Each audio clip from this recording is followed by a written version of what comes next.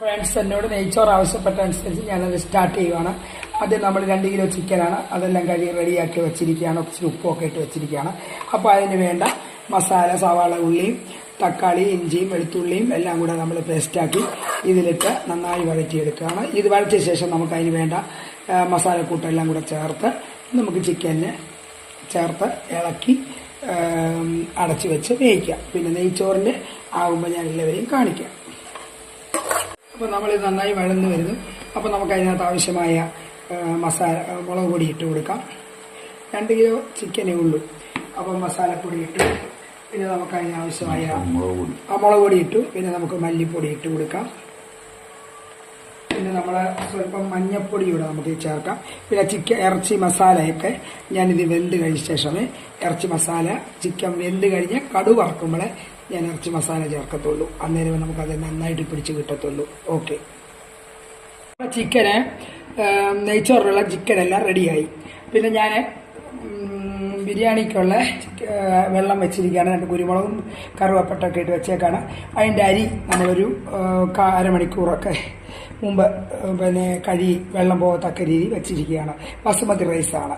അപ്പം ഞാനിത് വെന്തെടുക്കട്ട് ബാക്കി പറയാൻ കാണിക്കാം. നമ്മുടെ അരി നമ്മൾ അങ്ങോട്ട് ഇട്ടു.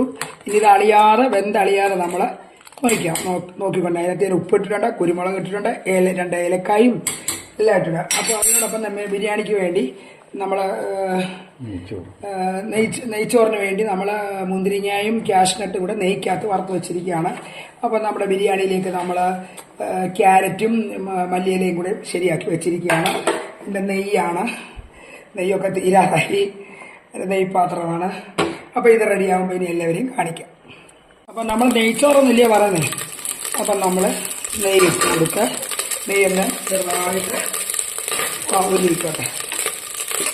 അപ്പം നമ്മൾ ചോറ് ഞാനിങ്ങനെ നമ്മുടെ ഈ അരിപ്പയ്ക്കകത്ത് ഊറ്റിയെടുത്ത് കഴിയുമ്പോൾ വെള്ളമെല്ലാം പോയി നല്ല നമുക്ക് ചോറ് കിട്ടും. എന്നിട്ട് നെയ്യാണ് നമ്മളെ ചൂടാക്കിയത്. ആ നെയ്യ് ചൂടാക്കിയ നെയ്യിലേക്ക് നമ്മുടെ ചോറങ്ങോട്ടിട്ട് കൊടുക്കണം. ഇറക്കി വെച്ച് നമ്മൾ ഒന്ന് മിക്സ് ചെയ്ത് എല്ലായിടത്തും കൂടെ ആകുന്ന രീതിയിൽ. എന്നിട്ട് നമ്മൾ ഈ ക്യാഷ്നട്ടും എല്ലാം കൂടി നമ്മൾ ഇട്ടൊന്ന് ഇളക്കിയിട്ടെടുക്കണം. ഇത്രയേ ഉള്ളൂ നമ്മുടെ നെയ്ച്ചോറ്.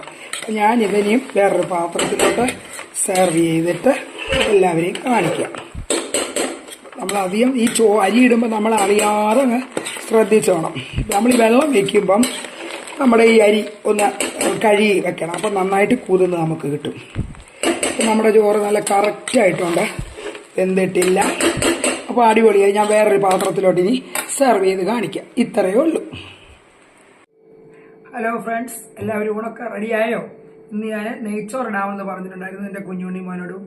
ഓക്കെ, അപ്പം ഞങ്ങൾ നെയ്ച്ചോറുണ്ടാക്കി. ഞാനിതെല്ലാം കഴിക്കാൻ പോവല്ലേ. പ്ലേറ്റ് എൻ്റെ അടുത്ത് ഇരിപ്പുണ്ട്. എല്ലാം 2 ഗ്ലാസ് അരി ഇട്ടുണ്ടാക്കിയതാണ്. അപ്പോൾ ഇത്രയും വെള്ളം എന്നുള്ളത് കൂടെ എല്ലാവരും ഒന്ന് കാണിക്കാൻ വേണ്ടിയാണ്.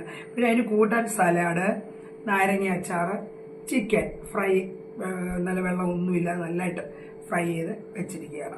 അപ്പോൾ എല്ലാവരും എൻ്റെ നെയ്ച്ചോറ് കാണുക, സപ്പോർട്ട് ചെയ്യുക. ഇപ്പോൾ 4 മണിയാകുമ്പോൾ ലൈവ് വരുന്നതായിരിക്കും. Okay, thank you.